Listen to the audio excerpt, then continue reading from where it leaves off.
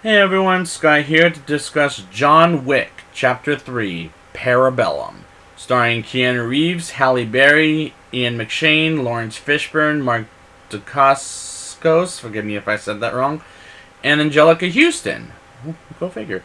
And directed by Chad Stahelski.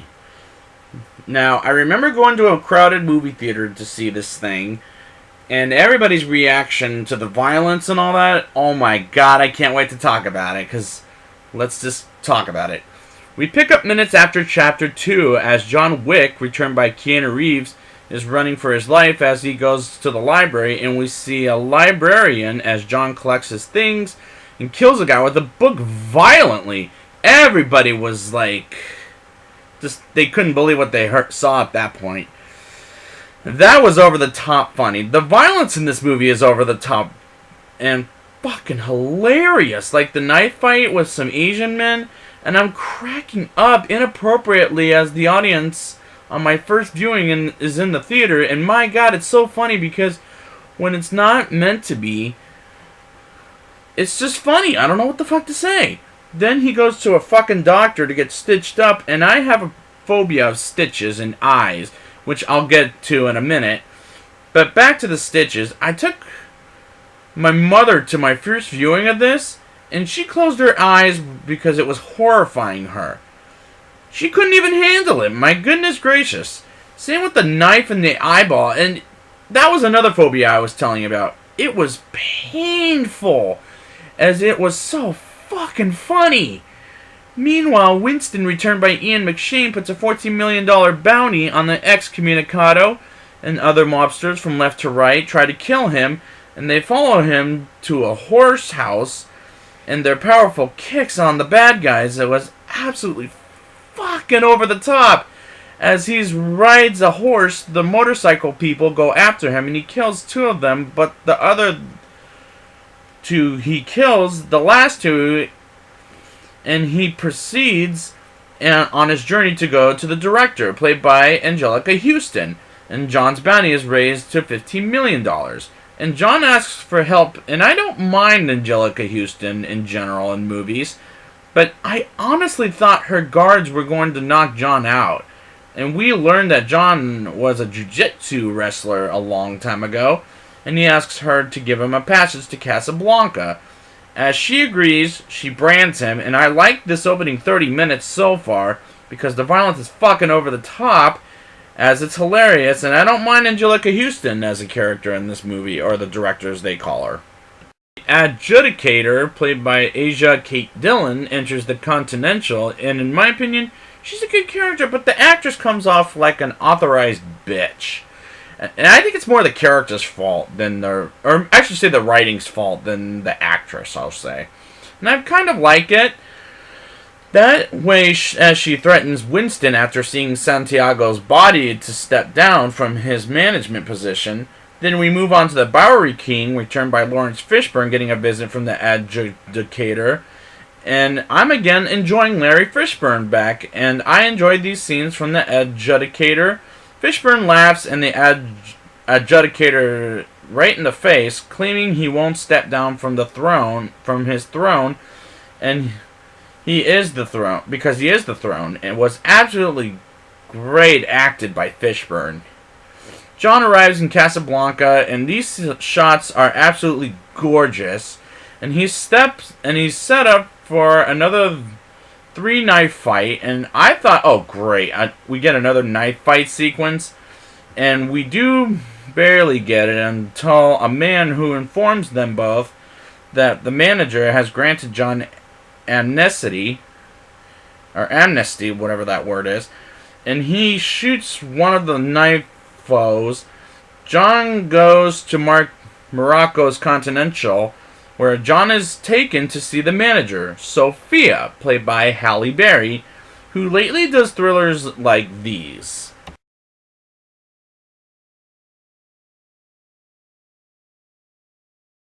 Which were entertaining, but I wouldn't watch them again, but I like her in general. But my only problem with her character is when she talks about her daughter and how she thinks it's best to not see each other was just not too believable. But her acting is pretty bad, but I like her action scene later in the movie but she reluctantly agrees to help John take him to her old boss, Barada, and honestly, it didn't work for me. I'm sorry, I'm just gonna say it now. The adjudicator goes to a small sushi shop where the chef is the assassin Zero, played by Mark Dacascos, who recognizes her coin, which how obvious. He already knows about John and is interested in hunting him down, and I thought he's up for a rough challenge, and I like Zero as a villain. Sophia and John go to Barada, but Sophia is loaded and John just wants to talk, but she's skeptical, and I like the fact that she comes prepared. John asks Barada to take him to the Elder, the one who sits above the high table, which did remind me of the Matrix sequels in not a good way, I should say. Barada doesn't know where he is, but the Elder finds those he wants to find as he tells John to go to the desert and follow the stars until he's almost dead, where the Elder may or may not find him. Again, Matrix sequels is reminding me of. Before they can leave, Barada demands a gift of one of Sophia's dogs, which is a German Shepherd, I must say, but she won't give it to him. Then he shoots him, and I thought, please don't kill another dog, but luckily it was wearing a bulletproof vest. And Sophia shoots Barada in the leg, and a fight ensures, and I liked that fight scene. And again, another awesome action sequence, especially with dogs who live at the end of the day. And Sophia takes John to the desert. In the theater, the director watches a ballet performance, and the adjudicator and Zero approach her, and her penalty of helping John is paying with blood, and Zero stabs his sword through both her hands. And that was an interesting choice of Chad Stahelski in a gory way, but leaves her alive, I should say. John and Sophia arrive at the foot of the desert, and John starts walking as Sophia says he's going to die either here or later down the line, which was kind of a harsh thing to say as she leaves when we never see her again. And good fucking riddance, honestly.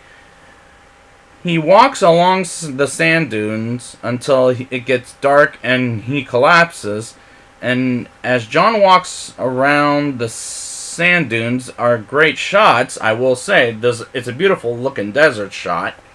In the Bowery King complex, the ninjas brutally cut down many guards, and Zero and the adjudicator approach the Bowery King on the roof, and he tells the adjudicator that he is willing to show fealty, but she says that he had his chance, and he sends his pigeon out of harm's way. Zero gives him 7 cuts. My God, that's gotta fucking hurt. Because he gave John 7 bullets last time, and I thought Larry Fishburne was dead, which will fool me at the end of the film. And I was afraid for him, I will say that much. Because he's Larry Fishburne, for Christ's sakes. In the desert, a cloaked man comes across John, excuse me. Why am I talking about Shaft?